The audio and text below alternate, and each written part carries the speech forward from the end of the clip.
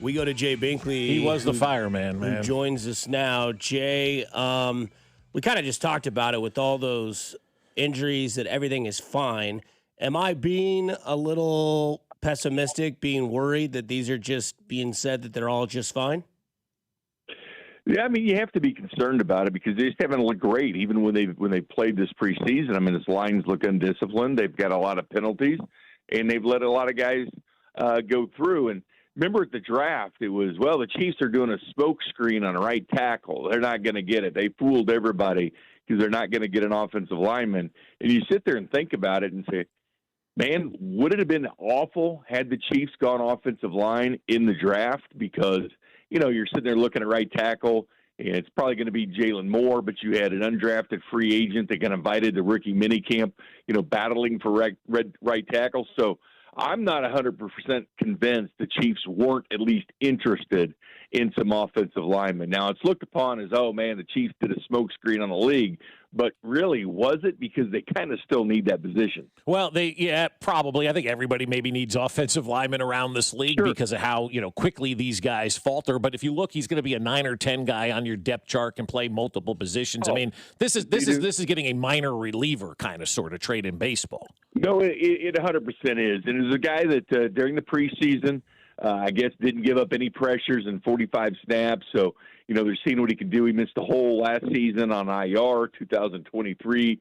He got put on IR after 6 games. So it's a guy that's always injured, but it is depth. And, it would have been a guy that the Giants ended up cutting maybe, but the Giants get a 2028 7th rounder. So, I mean, at least they stayed away from next year's draft. That was the key. It wasn't 2027 draft. It was 2028 because you want to keep all of next year's because that draft's going to be insane. But listen, they need depth, and I wouldn't be shocked this weekend when the cuts are made here on August 30th, but they'll start trickling out. I think the Chiefs will be active looking at who's cut from other NFL teams, and I would not be thinking your position is solidified for the Chiefs if you're right there at the end of the roster cuts that you made the teams. I would maybe save the call to mama and daddy that you made an NFL team because I'm pretty sure the Chiefs might be kind of active this weekend. As they should be. I mean, what happened that year when they had the Sunday 7 that came in and kind of flipped the roster in Andy Reid's first year. And so if you have the opportunity to go out and get better, you absolutely do that. I didn't even catch, Jay, that it was a 28 to 7th round draft pick. That makes that trade even better. They didn't give up anything for that guy. Well, it's all conflicting reports last night on what it was. Of course, it's not, until it's officially official, it's 27 or 28, but really hoping it's 28. Now, they gave up a 27 6th-round pick for Justin Fields, but they got that back in that Wanye Morris trade. So really, the pick they got back for Wanye for the 27 draft, the same one they had to give up for Justin Fields for 27. So that's the key, man. Keep accumulating 2027. Don't give those types up. But it's a depth move for the Chiefs, and I think they need it. I mean, they can't take a ton of injuries on this offensive line. It's so thin right now, and especially, if something happens to left tackle with Simmons, I fully expect that he'll be all right for the season. But then all of a sudden, you're moving Jalen Moore over, and then you're having to put trust in Khalil Benson on the right side. So if you get a swing guy like the trade last night, they could play guard, could play tackle on the left side. He was a backup tackle for the Giants, and then he played right tackle a little bit for him as well as guard. So as long as you can get depth, and Andy Reid loves moving pieces around, but man, it's pretty thin. And we talked about the wide receiver group. If you lose one of the starting wide receivers to injury, how thin the group gets. That's the same thing with the offensive line. And for them to facilitate this offense, and you think get back to what makes them strong, and that was keeping people up at night because this offense was so good. I saw there was a quote about Andy Reid from a defensive coordinator in NFC that he doesn't lose as much sleep playing the Chiefs anymore. He's a defensive coordinator over there. Of course, it was an anonymous one. But, well, you know what? Coward. Hopefully they can get back to that. Yeah, hopefully they can get back to that where Andy Reid keeps you in Eric Bieniemy keeps you up at night wondering what the Kansas City Chiefs are going to do. But you can't facilitate your offense unless you have time to hit your playmakers. They can go on a long touchdown run or touchdown catch and get back to where the Chiefs were, because the Chiefs used to strike fear in teams, scoring 30 points a game, and Eric Bieniemy was no lower than 6th in scoring offense when he was there. But you can't get to that point if your quarterback has no time, He's running around. He's coming off an ACL. That's the other thing. Like, Mahomes is coming off that ACL, and like, you don't want to see him take a ton of pressure. You don't want to see, Kenneth Walker get the handoff, but there's a jailbreak right through the offensive line, and he's being tackled in the backfield. Like, that offensive line is the key to everything. Giving Mahomes time, the running game, this new shift to the running game the Chiefs are going to have, all that stuff is a moot point if they can't block. Binkley, the situation in Cleveland, they decided to go with Deshaun Watson over Shedeur Sanders, but their first 2 games are on the road, and it's a wait-and-see sort of situation. Would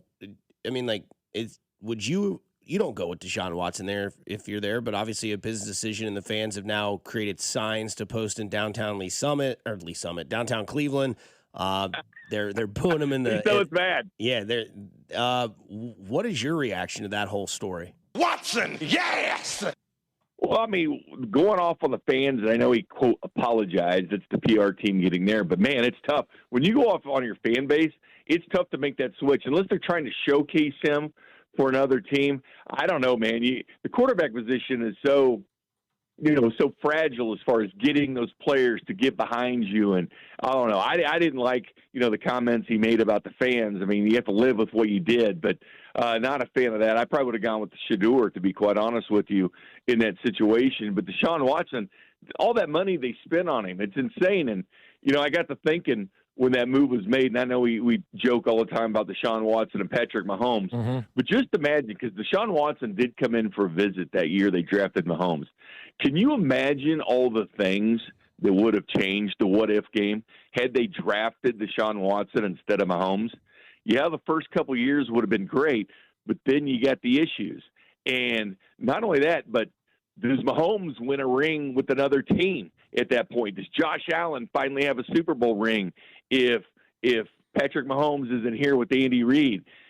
Do the Chiefs have banners up there? No, probably not. They got the 4 now instead of just the Super Bowl 4 with Len Dawson. Think about if none of that's there. Think about how hard it would have been even for the Chiefs getting a new stadium deal if they didn't have those 4 Super Bowls. Think about all the parades Kansas City had. Think about the way Kansas City kind of shifted and all the gear people bought and getting together for, watching the Super Bowl, because you didn't have this. Well, we had one AFC title game in 30 years or 50 years, and it was in Buffalo in 1994. Then you have 7 straight, and you had 6 at Arrowhead Stadium. Think if all those things are gone. Had they made that one pick of Deshaun Watson instead of Patrick Mahomes, I think about it. Would we have even gotten a World Cup? Would we have gotten a lot of things that Kansas City gets without the spotlight of what the Kansas City Chiefs have brought to the world? That's they're turning that card for Patrick Mahomes or Deshaun Watson. It made that big a difference, I think, for our city, for the team, for everything, that's sticking with Patrick Mahomes in that draft. But I just always think about that what-if game when you think of Deshaun Watson, if he was a Chiefs problem. And that would have been bad, especially not having those Super Bowls up on that banner, because I don't think they would have been. Yeah, probably not if he was here. And I don't know how many Patrick wins if he's elsewhere, but you're talking about all the butterfly effect, essentially. And somehow yesterday, I don't know how I got down this rabbit hole, but if you ever go to the airport, you drive on this road called Cookingham Drive, right? And I'm like, how I ended up on this guy yesterday, I don't know. But the guy it's named after some guy named L.P. Cookingham, who was the city manager for Kansas City back in the day. He came in after the Pendergast thing went, sideways, and he's responsible for the airport and a lot of the public works projects that we have in Kansas City. And really, he was the guy who designed the interstate system in Kansas City, which is why it's one of the best in the country, the interstate system that we have here in Kansas City. And this guy designed all of that. And I'm thinking in the same level of Patrick Mahomes, like Mahomes is having an impact on this city that basically only like elected officials really have, where they can bring events to town. And, he's having an effect on the city like Kathy Nelson can have on this town, where you're drastically changing. Because, Jay, I don't disagree with anything you say. We're where we are right now because they did draft Patrick Mahomes. Yeah, it's insane to think about. How many legacies would have been changed in the NFL had Patrick Mahomes not ended up in Kansas City and had been Deshaun Watson?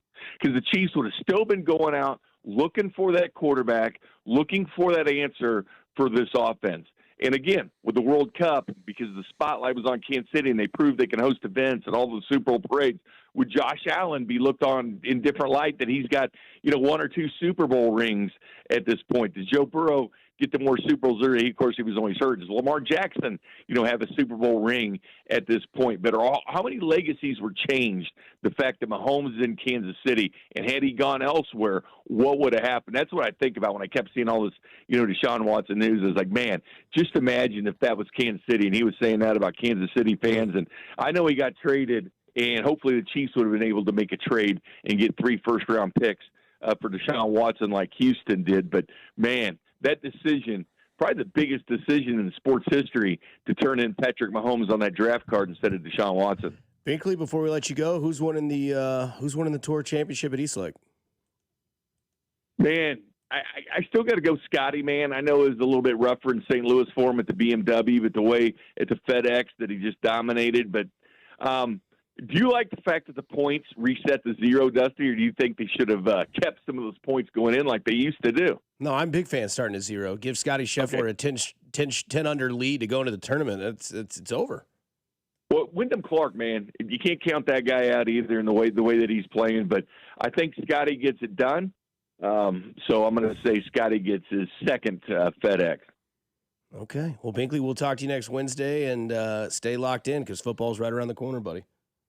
We got week 0 this week, friends. You got a game on tap you're watching? Yeah, Mizzou. I want to see that UNC TCU over in Ireland. Yeah. I think that's the one. Does somebody's dad fight somebody in Ireland for UNC? I think Belichick fights somebody. Mm. And I would see that game and see what Gary Patterson could do at USC later on that day. And then September 12th, the big day, to Ohio State and Texas. Come on, man. Yeah, you getting Cool Ranch Doritos for the watch party? Of course, that comes every watch party. It's Cool Ranch and Oktoberfest, man. Yes, sir. All right, Binkley, take